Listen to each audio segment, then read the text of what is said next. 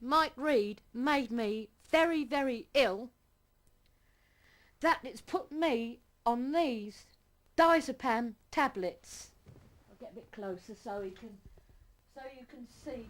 I tipped a bottle of tablets in my hand. These diazepam tablets. And then all of a sudden the room went black. The room went totally black. And all I could see was something yellow in my hand. That's all I could see. And I don't remember much after that at all. To be honest, I don't even remember taking them. It's worth remembering with stalkers, two people's lives can be ruined. The victim of the stalking and the stalker, whose whole existence gets eaten up by this frustrated and futile pursuit. Stalking for most stalkers is a disordered solution to a common personal problem: loneliness, lack of intimacy, and emptiness in one's existence. Yeah, I've always been lonely, even because my marriages have never ever worked out. But as I say, Mike's the only one that can cure me, because he's got special powers. One of the things that is frightening for the stalking victim is that you realise when you come across these people that they're relating not to you, but to some disordered fantasy of you. Well, I'm off to see my husband, Mike Reed. I must go now. I'm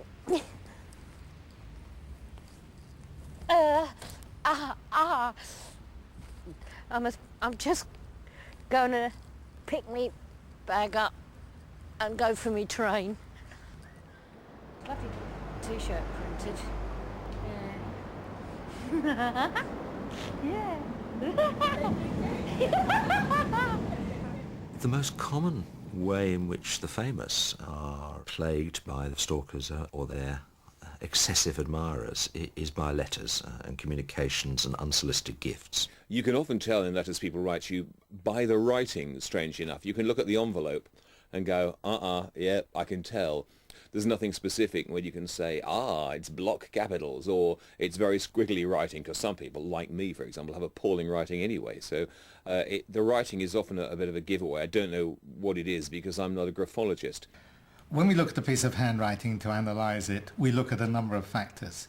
First of all, the slant of the handwriting shows how emotional a person is. The more it slants to the right, the greater the emotionality. We look at the pressure, how long those feelings last. We look at imagination, shown basically by loops. We look at the rhythm of handwriting, which produces stability. Overall, what we're looking for is balance in the handwriting. Here, the writing is very, very corrugated. Now, corrugation in handwriting may mean a number of things. It may mean somebody who's ill, somebody who's old, somebody who's written on the British Rail train. But it's always a cause for concern. The signature also is very small. It's crossed through, there's a cross below it, and whilst there's no certainty there might be a warning of suicide, the person is likely to do more damage to herself than to somebody else. This person desperately wants affection. She wants to be important to somebody. She wants to be first with an individual. She cries out for it. She needs attention, but she's not getting it.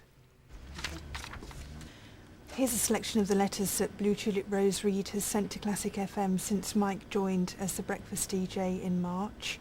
Mike sees all the letters that come into the building, plus all the gifts that she sends. I then keep the letters in a file. This is a photograph Blue Tulip sent in of her washing machine. On the back, she has written, "This proves I have a washing machine. I have called it Mike Reed." The tone of the letters has grown a little more aggressive over the last couple of weeks. The latest one suggests, how would you like to discover a dead body on Classic FM doorway, because that's what's going to happen if Mike doesn't marry her. So obviously the tone of the letters is quite worrying. One of the letters suggests if I don't get what I want, there will be some GBH. Another letter we received recently, "You will know when I am in a temper. I go pure white and shake."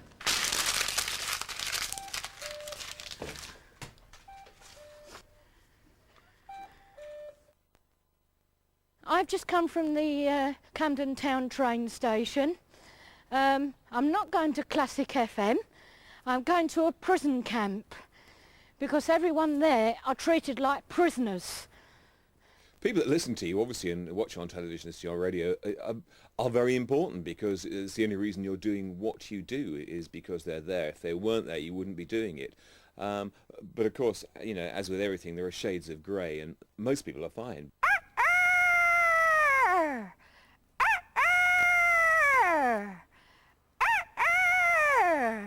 Mike, this is your morning alarm call.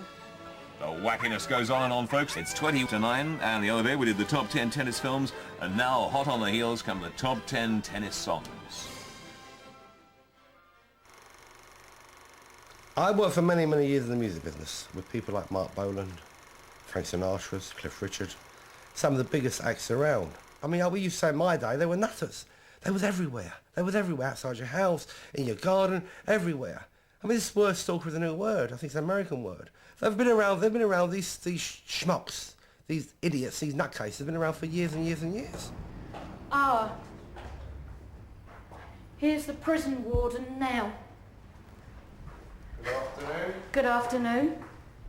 How's the prison officer today? The prison officer's fine. What can I do? I don't stalk. I don't believe in it. I've never stalked anybody in my life. I have seen stalkers on television and what they actually do. They follow people all the time. They sometimes hurt people, and I don't do that. I don't hurt anybody. Okay, fair enough. Love and hate are very close to each other. You know, as Oscar Wilde said in the Ballad of Reading Gaol, you know, each man kills the things he loves, which is true.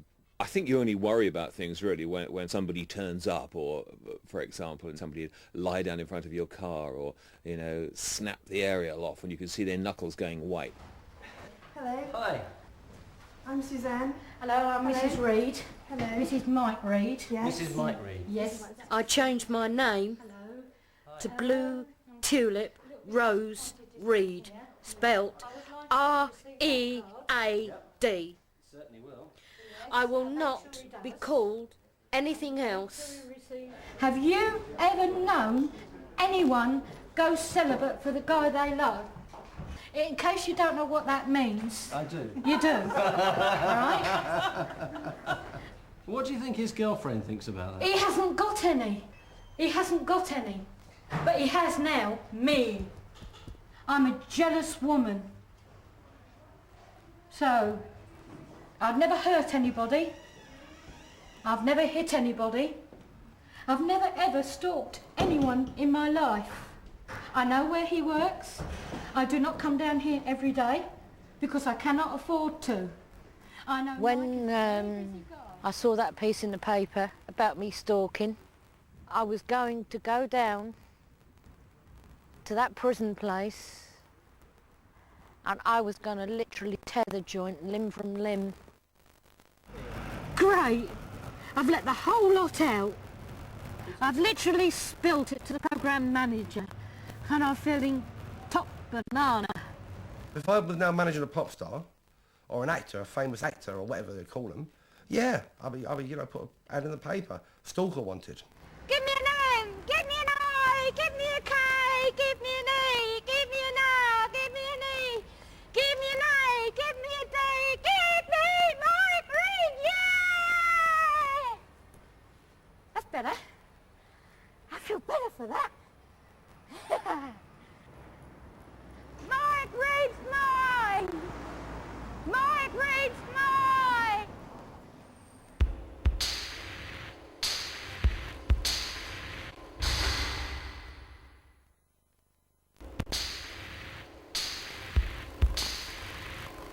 I gotta say, listen, in my day, you had fans. You had monster fans. You had fans that followed you down the street and down the road and knocked at your door for autographs and drove your potty.